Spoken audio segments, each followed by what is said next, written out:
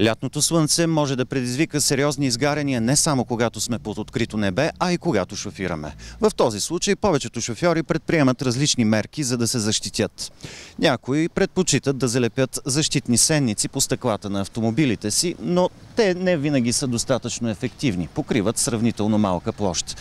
Други разчитат на това да залепят защитни фолия по прозорците на автомобилите си, но те също не винаги вършат добра работа. Нека да разберем всъщност какво трябва да направим и какви фолия да изберем, за да ни защитят наистина.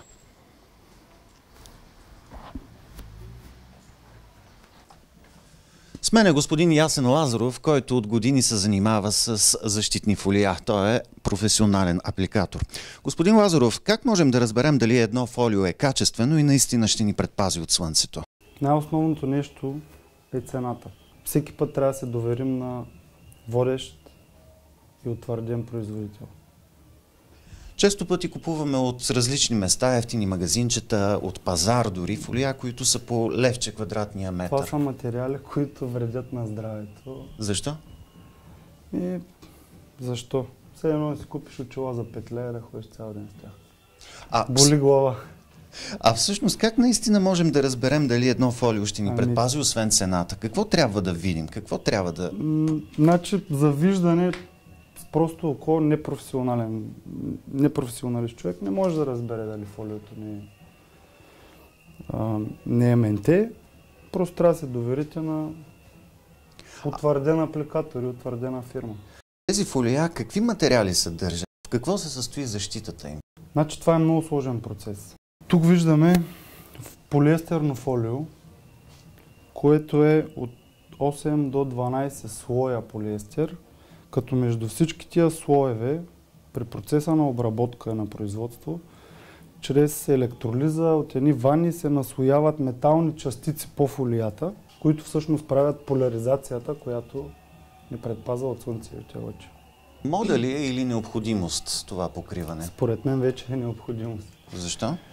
Качествените фолия предпазват интериора на автомобила, предпазват вашето здраве, тапицериите не избеляват, таблата не се цепят и пътувате доста по-комфортно.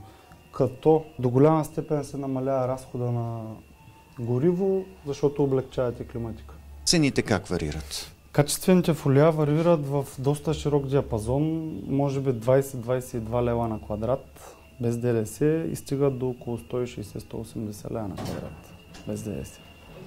Зависи от типа на фолиото и предназначението му. Тук виждам едно фолио, което е купено, предполагам, от кооперативния пазар. Да. То какво представлява? Какво не бива да слагаме и защо застрашаваме здравето си. Не може продукт, който с опаковка, квадратура, нещо подобно на инструменти за работа, струват 3 лева и ние очакваме някаква защита от него. Какво ще се случи, ако използваме такова ефтино фолио? Причинява умора при шофиране, особено при дълго шофиране на слънце. Това е целофан, който не ви предпазва. А тези, които избират да покрият капаците на колите си, покрива... Това е по-скоро тунинг и мода. Модна приумица. Което обаче всъщност не предпазва, ами просто е украса. Предпазва. Доста коли имат дефекти от камъчета, нарушено лаково покритие. Проблема се решава бързо и лесно.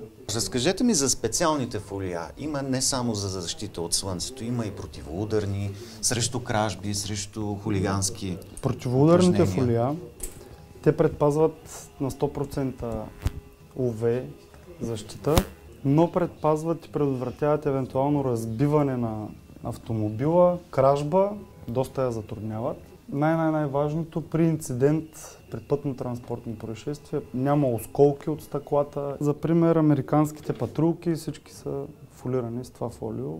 И якостта се добива може би 2 месеца и половина след монтажа, защото има един процес на съхнене, при който молекулите, тук лепилния слой е много дебел, молекулите на лепилния слой им трябва време и топлина, за да се вградят в молекулите на кристалната решетка на стъклото. Това всъщност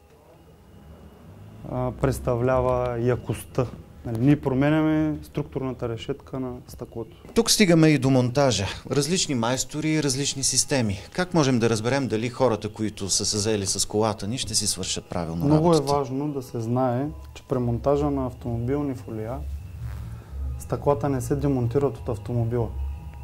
Ако някой ви каже, че това е правилният начин за направа, той не е достатъчно оборудван, не е подготвен технически, материално, няма нужните познания и няма нужния опит. Това може да повреди колата ви.